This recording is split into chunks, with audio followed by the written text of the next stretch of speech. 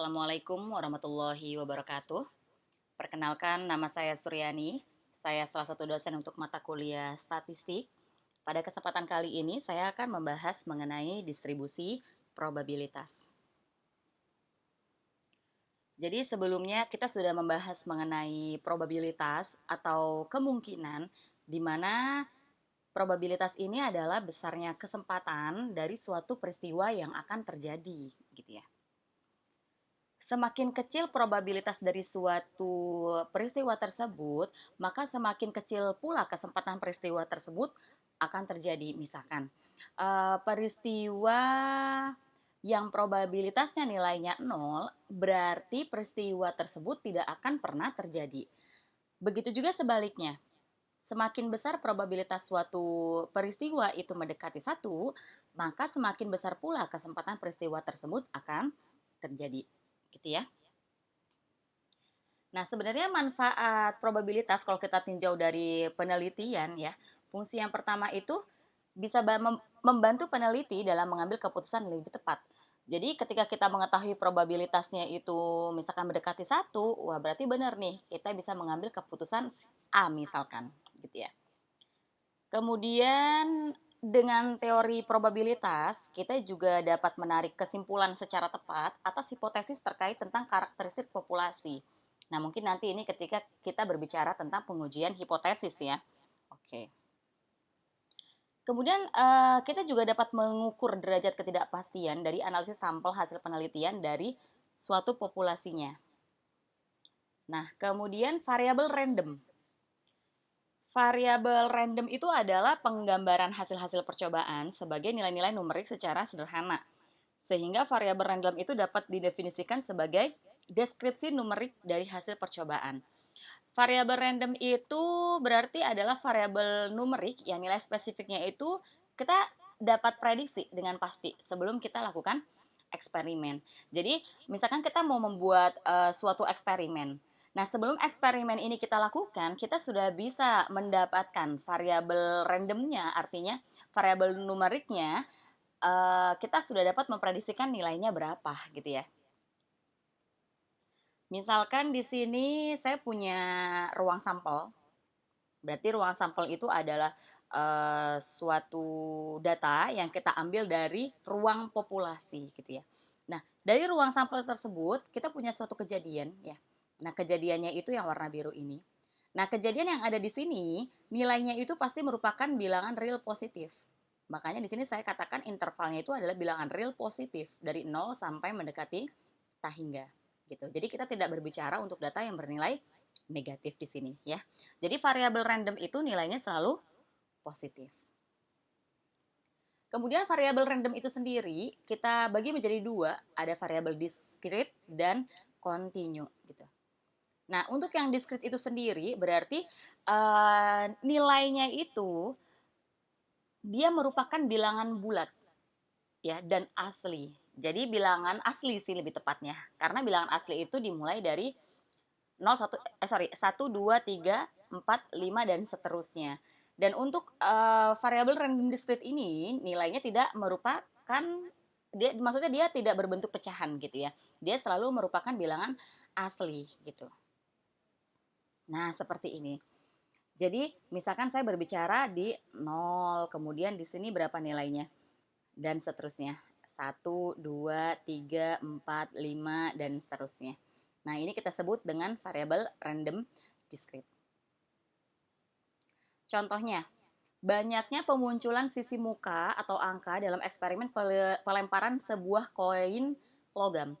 Jadi kalau kita melempar sebuah koin logam, berarti kan kemungkinan munculnya itu bisa angka atau gambar. Nah, di sini kalau saya deskripsikan misalkan ya, si suatu ruang sampelnya itu adalah munculnya angka. Berarti kan munculnya angka itu bisa 0, atau bisa 1, atau bisa 2. Paham sampai di sini? Gitu ya. Kemudian dalam menjawab soal pilihan ganda 2 kali. Jadi kalau seperti ini, kalau kalian menjawab suatu pilihan ganda, berarti kan kemungkinannya itu kalian bisa menjawab benar atau kalian bisa menjawab salah. Kalau kalian diberikan kesempatan untuk menjawab pilihan ganda tersebut selama 2 kali, berarti kan kemungkinannya bisa jadi kemungkinan pertama kamu benar, kemungkinan keduanya juga benar. Atau kemungkinan pertamanya benar, keduanya salah. Pertamanya, sorry ya, ini kebalik ini. Ini salah, keduanya benar. Nah, yang keempat itu salah, salah gitu. Nah, ini kita sebut dengan ruang sampelnya. Paham sampai di sini? Oke. Nah, kalau saya katakan X itu adalah banyaknya jawaban yang benar, berarti kalau kita perhatikan, yang benar kan yang ini ada 2, yang ini ada 1, yang ini juga 1, yang ini nggak ada jawaban yang benar. Maka X itu adalah bilangan, maaf ya, jadi variabel random discrete itu bukan asli, tapi bilangan non negatif gitu. Bilangan bulat non negatif, karena dimulai dari 0. Nah, berarti X-nya 0, 1, 2. Karena bisa jadi dia tidak menjawab benar sama sekali, berarti 0. Atau jawaban benarnya itu ada 1, yang tadi kemungkinannya itu bisa BS dan SB. Atau dia menjawab benar dua-duanya, jadi BB. Gitu ya. Kemudian yang kedua untuk variabel random continue ya. Jadi di sini yang diambil itu nilainya itu adalah suatu interval. Nah, kalau diambil dari suatu interval, maka kita tidak bisa menghitung nih banyaknya variabel random continue yang ada di sana berapa. Ya. Jadi kalau misalkan saya mengambil suatu bilangan dari interval 0 sampai 1. Nah, karena ini adalah suatu interval, maka jawaban di antara 0 sampai 1 itu ada banyak sekali. Kita tidak bisa menghitung banyaknya ada berapa gitu. Paham sampai di sini? Oke. Nah, kalau tadi di variabel random discrete itu dia titik-titik, kalau continue itu dia ya merupakan suatu kurva seperti ini. Gitu ya. Oke. Contohnya, usia mahasiswa Universitas Esa Unggul. Itu kan berarti banyak sekali ya, belum kita ngitung harinya, kemudian bulannya, dan seterusnya. Makanya biasanya kita hanya mencantumkan usianya itu dalam interval. Misalkan usianya dari 18 sampai 24. Nah, di dalamnya ini ada yang berusia 18 tahun, lebih 2 bulan, lebih sekian hari. Nah, seperti itu. Itu adalah salah satu contoh untuk data continue, ya, variabel random continue. Yang kedua juga tinggi badan. Nah, tinggi badan dari mahasiswa itu juga adalah salah satu contoh untuk variabel random continue ya. Begitu juga dengan berat badan. Kemudian apa distribusi probabilitasnya? Ya, jadi di sini dibagi menjadi 2. Ada distribusi probabilitas diskrit dan ada distribusi probabilitas kontinu. Yang diskrit itu ada binomial, hipergeometrik, multinominal, geometrik, binomial negatif, Poisson, dan uniform diskrit. Sedangkan untuk variabel yang kontinu, ini juga ada banyak sekali ya. Ada normal, uniform, Erlang, gamma, beta, eksponensial, Weibull, dan seterusnya gitu. Log normal ya itu barusan. Nah, yang akan saya bahas pada kesempatan kali ini untuk distribusi probabilitasnya itu ada 3, yaitu distribusi probabilitas binomial, distribusi probabilitas Poisson, dan distribusi probabilitas normal. Ya, jadi hanya 3. Gitu. Nah, distribusi probabilitas diskrit itu adalah daftar atau distribusi di mana variabel randomnya itu mengasumsikan masing-masing nilainya dengan probabilitas tertentu. Ya, misalkan jumlah panggilan telepon yang diterima setelah siaran TV mengudara. Nah, itu juga contoh variabel random. Karena jumlah panggilan telepon itu kan bisa kita hitung.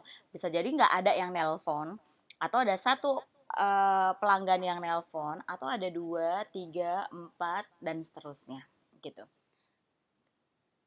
Nah, untuk yang pertama, saya akan membahas mengenai distribusi binomial. Distribusi binomial itu adalah suatu distribusi probabilitas yang dapat digunakan apabila proses sampling yang mempunyai 2 kemungkinan saja. 2 kemungkinan outcome, bisa sukses atau gagal. Jadi kalau kemungkinannya itu hanya ada 2, kalian bisa menggunakan distribusi binomial dalam menganalisisnya. Nah, ini syarat-syaratnya harus kalian penuhi.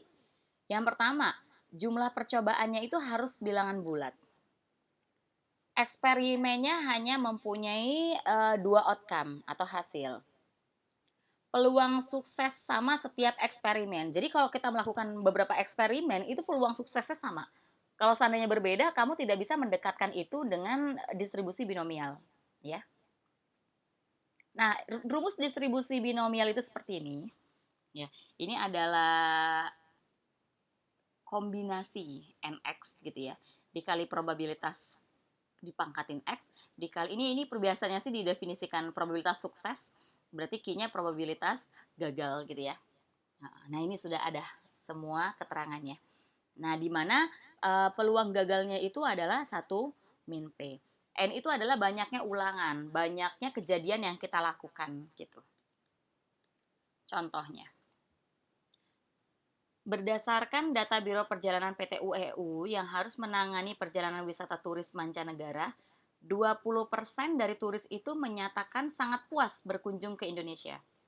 40%-nya menyatakan puas, 25%-nya menyatakan biasa saja, dan sisanya menyatakan kurang pas. Berarti sisanya berapa tuh? 60, 85, berarti 15% ya. Apabila kita bertemu dengan 5 orang dari peserta turis mancanegara yang pernah berkunjung di Indonesia, berapakah probabilitasnya? Jadi kan banyak nih turis yang datang ke Indonesia gitu ya. Tapi kalau seandainya kita bertemu dengan 5 peserta turis, kira-kira berapa sih probabilitas bahwa dari 5 turis tersebut, paling banyak 2 diantaranya menyatakan sangat puas. Paling sedikit 1 diantaranya menyatakan kurang puas, tepat 2 diantaranya menyatakan biasa saja, ada 2 sampai 4 yang menyatakan puas gitu ya. Nah, karena tadi ukuran dari sampelnya itu kecil, karena tadinya kita hanya bertemu dengan 5 turis, kemudian probabilitasnya itu besar, jadi dikatakan besar karena tadi dia nilainya puluhan ya, puluhan persen ya. Paling kecil 15% tadi ya. Nah, makanya ini distribusi yang tepat untuk mencari probabilitas dari soalnya itu adalah binomial gitu. Diketahui N-nya 5, kemudian kalau yang A, kalau dia nanyakan sangat puas, tadi kita tahu probabilitasnya itu adalah 0,2 ya, 20%. Nah, kamu hitung masukkan ke rumus. Gitu. Berarti ini paling banyak 2 diantaranya. Kalau paling banyak 2 kan berarti kemungkinannya bisa 0, betul nggak sih? Kemungkinannya itu berarti bisa jadi 0, bisa 1, bisa 2. Karena paling banyak 2.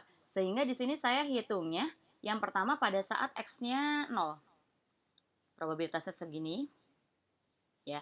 Kemudian yang kedua pada saat X-nya 1. Probabilitasnya segini. Ingat probabilitas itu nilainya antara 0 sampai 1 ya. Oke. Yang ketiga probabilitasnya 2. Hasilnya ini. Nah, karena dia mengatakan paling banyak, berarti hasil ini semua kalian jumlahkan. Nah, hasilnya adalah 0,94208. Ini kalau kalian menghitungnya dengan menggunakan formula binomial yang saya berikan tadi. Emang ada cara yang lain, Bu? Ada. Cara yang lainnya dengan menggunakan tabel binomial gitu ya. Nah, di sini yang saya gunakan adalah tabel binomial kumulatif. Jadi nanti ada tabel yang distribusi binomial saja. Tidak ada kumulatifnya. Nah, saya di sini gunakan yang kumulatif. Kalau yang kumulatif artinya ya, nilai yang ada di sini misalkan nih saya ambil N-nya 3, X-nya 2. Peluangnya berapa ya?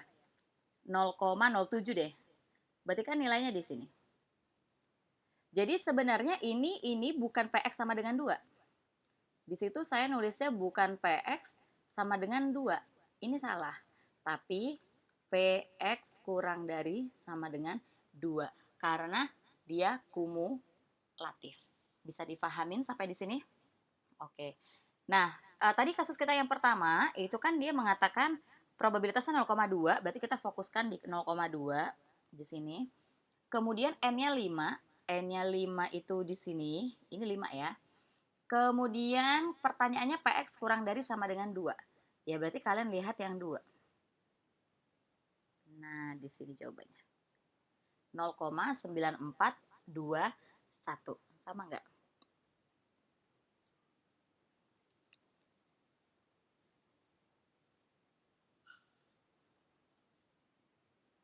Oke, wait ya. 0,9421. 0,9421 ya, sama. Karena ini yang di tabel itu dia hanya mengambil 4 angka di belakang koma, sehingga 08-nya itu dibulatkan menjadi 1 gitu ya. Oke. Kemudian yang kedua, paling sedikit satu di antaranya menyatakan kurang puas. Jadi kalau paling sedikit berarti dia lebih besar sama dengan ya. Maka di sini saya tuliskan PX lebih besar sama dengan 1. Karena tadi N-nya ada 5, berarti yang kalian harus hitung itu adalah 1, 2, 3, 4, 5. Nah, kalau kalian menggunakan rumusnya, formula dari si binomial, hitung dulu yang 1, 2 gitu, 3, 4, kemudian yang 5. Nah, baru kalian jumlahkan semuanya. Paham sampai di sini? Nah, lebih mudah kalau kalian menggunakan tabel binomial gitu ya. Nah, sekarang karena dia mintanya PX lebih besar sama dengan 1, padahal tabel binomial yang kita punya itu PX kurang dari sama dengan sesuatu, PX kurang dari sama dengan X kecil misalkan. Nah, berarti kan kalau PX lebih besar sama dengan 1, ini bisa kita tulis menjadi 1 dikurangin PX sama dengan 0 ya. Gitu. Makanya jawabannya tadi 1 itu karena probabilitas itu nilai maksimalnya 1, maka kalau ini semua dijumlahkan nilainya 1, betul ya. Kemudian kamu kurangi dengan PX sama dengan 0. Sehingga diperoleh nilainya 0,5563, sama nggak? Iya, oke, bagus. Gitu. Begitu juga untuk kasus yang C ya. Karena dia mintanya PX sama dengan 2, berarti kamu langsung hitung PX sama dengan 2. Kemudian yang D itu PX kurang dari sama dengan 2, ini nggak ada X-nya ya. Ini hapus. Jadi ini harusnya P, ada P-nya, PX sama dengan 2 kurang dari X kurang dari 4 gitu. Nah, di situ berarti kamu harus ngitung 2, 3, 4. Nah, di sini 4-nya gitu ya. Nah, baru kita peroleh. Kalau seandainya kalian menggunakan tabel distribusi binomialnya, kalau PX kurang dari sama dengan 2, ini saya salah ketik ya. Jadi maksudnya kalau X-nya kurang dari 4 kurang dari 2 gitu ya. Nah, seperti ini. Berarti kalian boleh menuliskan PX kurang dari sama dengan 5 yang kamu kurangin dengan berapa tuh? PX kurang dari sama dengan 1 gitu ya. Sorry, ini bukan 5 tapi 4 ya. Oke, kita cek. Saya tulis nggak di sini? Oh iya, betul ya. Jadi PX kurang dari sama dengan 4 dikurangin PX kurang dari sama dengan 1. Nah, seperti itu ya. Tinggal dibaca dari tabel distribusi binomialnya. Oke. Nah, selanjutnya distribusi Poisson. Nah, untuk distribusi Poisson ini, jadi dia sama seperti binomial, hanya saja di sini dia menyatakannya dalam selang waktu atau daerah tertentu. Dan biasanya sih distribusi Poisson ini kita gunakan kalau kemungkinan suksesnya itu dia sangat kecil, tapi jumlah eksperimennya itu sangat besar. Nah, di sini sebenarnya untuk besar kecil itu relatif ya. Jadi kalian nanti yang akan tahu sendiri untuk kasus yang kalian kerjakan. Jadi intinya Poisson ini kita gunakan kalau jumlah eksperimennya itu sangat besar, akan tetapi peluang dia sukses itu sangat kecil. Nah, yang tepat itu kalian menggunakan distribusi Poisson ya. Contohnya, banyaknya bakteri dalam air yang bersih. Gitu ya. Berarti kan si bakteri ini untuk ada di air bersih itu kan probabilitasnya sangat kecil ya. Paham nggak sampai di sini? Padahal airnya sangat banyak. Ya, seperti itu. Banyaknya presiden yang meninggal karena kecelakaan lalu lintas. Logikanya kalau presiden itu kan udah pasti dia kawal dengan banyak timnya ya. Jadi kalau misalkan dia akan kecelakaan lalu lintas, probabilitasnya itu sangat kecil, gitu ya. Seperti itu. Banyaknya dering telepon dalam 1 jam di suatu kantor. Nah ini kita ngitungnya dalam suatu jam, ini juga sama. Probabilitasnya sangat kecil dan ini dia menyatakan dalam satu satu selang waktu tertentu. Dia menyatakan dalam 1 jam, gitu ya. Oke. Nah, di sini ciri-cirinya sebenarnya tadi udah saya jelaskan semua ya. Kemudian ini adalah rumusnya, di mana lambda itu adalah rata-rata distribusinya, X-nya itu 0, 1, 2, 3, dan seterusnya. E itu adalah suatu konstanta yang nilainya 2,718 dan seterusnya. Contohnya, seorang akan menjual mobil mewahnya, memasang iklan pada suatu surat kabar yang dapat mencapai 100.000 pembaca. Dengan anggapan nilai probabilitas bahwa seorang yang membaca iklan tersebut berminat akan membeli mobilnya sebesar sekian. Yang membaca itu pembacanya banyak, tapi probabilitas untuk mereka akan membeli mobil tersebut, akan membaca iklan tersebut, itu probabilitasnya sangat kecil ya. 1 banding 50.000 gitu. Jika X banyaknya pembaca yang berminat pada mobil tersebut, berapakah PX sama dengan 3? Nah, berarti ini yang pas untuk menyelesaikan soal ini dengan menggunakan distribusi Poisson ya. Oke. Nah, kalian tulis dulu hal-hal yang diketahui. N-nya 100.000, P-nya 0,00002 gitu. Nah, baru cari lambdanya. Lambda itu rumusnya adalah N kali P gitu kan. Kemudian kamu cari PX sama dengan 3. Ya, dengan mensubstitusikan semuanya ke formula yang tadi saya berikan. Nah, hasilnya seperti ini. Ya. Kemudian jika menggunakan tabel distribusi Poisson ini juga sebenarnya ada 2 tipe. Ada yang kumulatif, ada yang tidak kumulatif. Nah, ini yang saya tuliskan adalah yang kumulatif ya.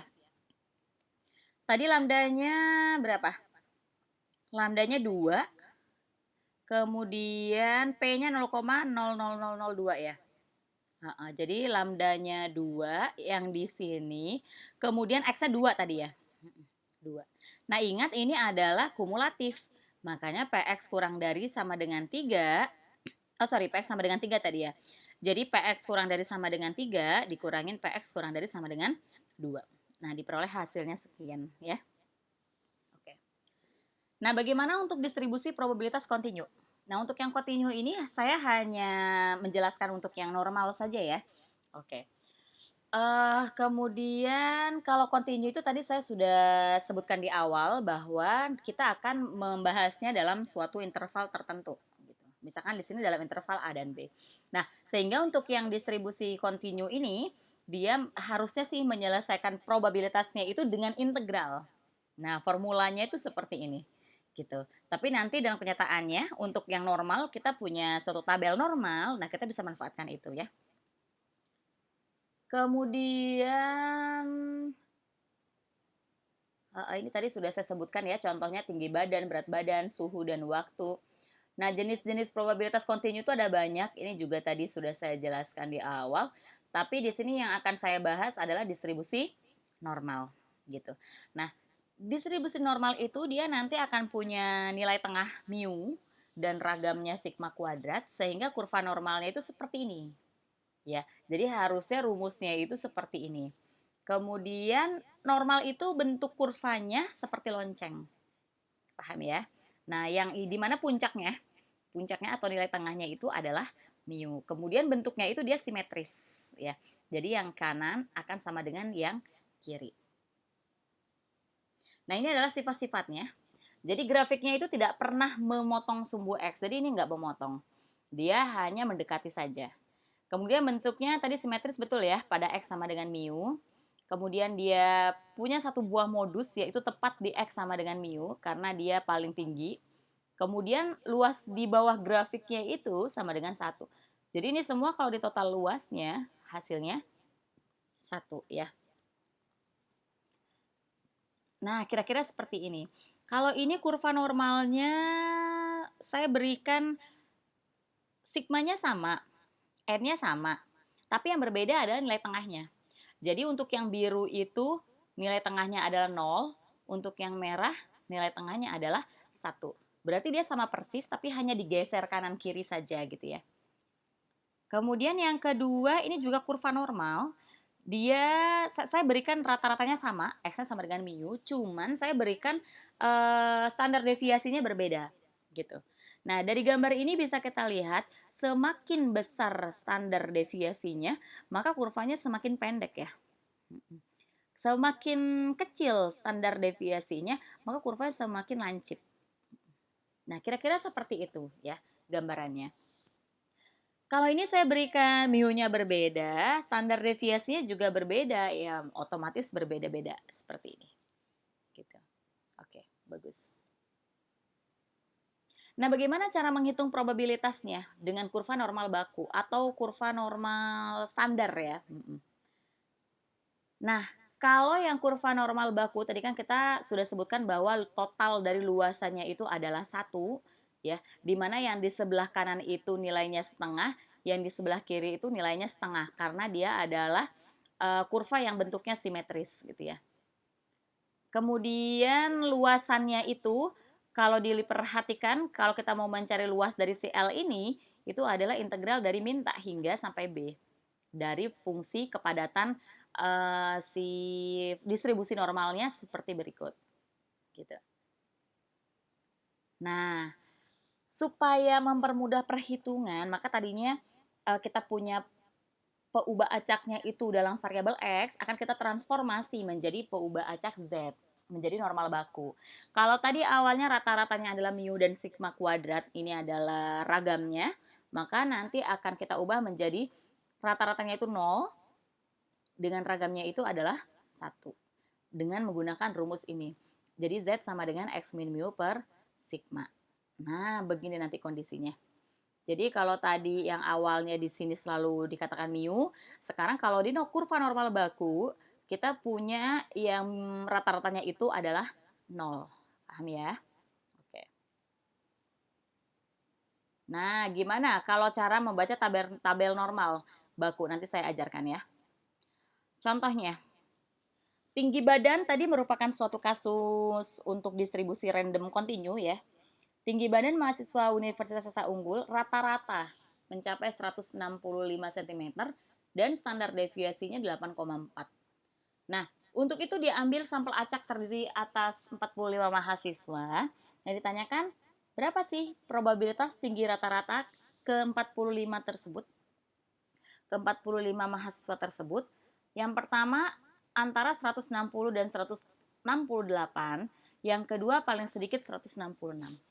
Nah, karena kita lagi berbicara tentang distribusi probabilitas kontinu dan ternyata distribusi yang tepat untuk menjawab dari soal ini adalah normal, makanya lebih gampang untuk menyelesaikan soal ini, kalian harus transformasikan dari normal yang biasa seperti ini menjadi normal baku. Ya, dengan cara apa, Bu? Ya ini semua yang diketahui ya. Dengan cara ini yang ditanyakan, kalau paling sedikit berarti lebih besar sama dengan ya. Kalau paling banyak berarti kurang dari sama dengan. Nah, ditransformasi dulu dari X jadi Z. Pakai rumus ini. Substitusikan X sama mu dan sigmanya. Kalian kerjakan. Berarti kan kalau bentuknya seperti ini. Kalau untuk di normal baku itu dia hanya membacanya 2 angka di belakang koma ya. Makanya kalian harus apa ya? Membulatkan ya, membulatkan. Jadi kalau minus 0,595 ini 9-nya jadi 0, 5-nya jadi 6 ya. Ya udah, minus 0,6. 0,357. Berarti karena dia di atas angka 5, maka jadinya 36. Kemudian kondisinya seperti ini. Jadi kalian harus membaca tabel normalnya dari min 0,6 sampai 0,36. Nah, yuk kita coba.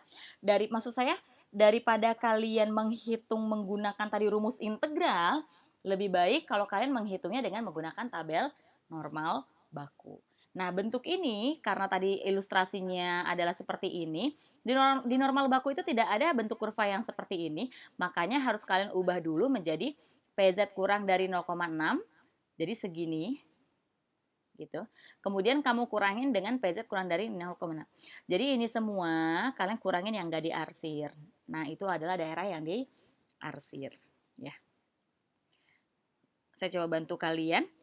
Hati-hati ketika kalian menemukan tabel normal ya. Karena tabel normal itu ada yang mengerjakannya dalam luasannya satu. Ini tabel normal yang saya punya. Ini luasannya satu. Tapi ada beberapa tabel normal yang mereka ngitungnya itu hanya setengahnya saja. Jadi kurvanya itu yang dipakai hanya setengahnya. Hati-hati ya. Nah, saya pakainya di sini yang luasnya sama dengan satu. Nah, kalau tadi kan 0,36 ya. Jadi 0,3-nya di sini, 0,06-nya itu di sana. Makanya 0,36 itu nilainya 0,6406 gitu. Kemudian kalian harus cari lagi yang berapa tadi? Minus ya. Minus 0,6. Minus 0, ya ini 6. Berarti kan dia 00. Berarti nilainya 0,2743. Nah, seperti itu. Baru kalian kerjakan. Ya. Paham ya sampai di sini? Oke. Kemudian yang kedua kasusnya PX lebih besar sama dengan 166. Kita transformasi menjadi Z. Kita hitung dulu. Nah, tabelnya itu selalu membaca PZ kurang dari sama dengan. Jadi kalau di sini kalian dapatkan PZ lebih besar sama dengan, berarti kalian harus mengubah dulu bentuknya menjadi, nah seperti ini. Jadi daerah yang ditanyakan itu yang sebelah kanan. Ya, kita nggak punya nih kurva yang seperti ini. Makanya harusnya semua ini dikurangin yang enggak diarsir. Kita kan tahu bahwa luas dari ini semua adalah satu. Makanya satu dikurangin PZ kurang dari sama dengan 0,12. Sama dengan kalau di continue itu sebenarnya antara mempengaruhi sama tidak ya. Karena kita berbicara tentang luasan. Hati-hati ketika kalian berbicara di discrete. Seperti itu. Nah, 0,12 itu berarti 0,1, 0,02. Nah, yang ini. 0,5474 78. Sorry, saya salah baca ya. 0,12 ini kan? Ya, oke. Maaf ya, ini bukan 0,888 tapi 0,12 itu 0,5478. Yang ini salah ya. Oke, yang betul yang barusan saya katakan ke kalian. Jadi harusnya itu oke, sorry. Nah, harusnya itu yang ini nilainya 0,12. Nah, ini 0,5478. Oke, yang ini salah. Nanti tinggal dihitung saja. Paham sampai di sini? Oke, bagus. Oke, demikian apa yang dapat saya sampaikan pada kesempatan kali ini. Semoga bermanfaat untuk kalian semuanya. Jika masih ada hal-hal yang belum kalian pahami dari penjelasan saya, silakan kalian diskusikan dengan dosen masing-masing ya. Oke, sekian dari saya. Wassalamualaikum warahmatullahi wabarakatuh.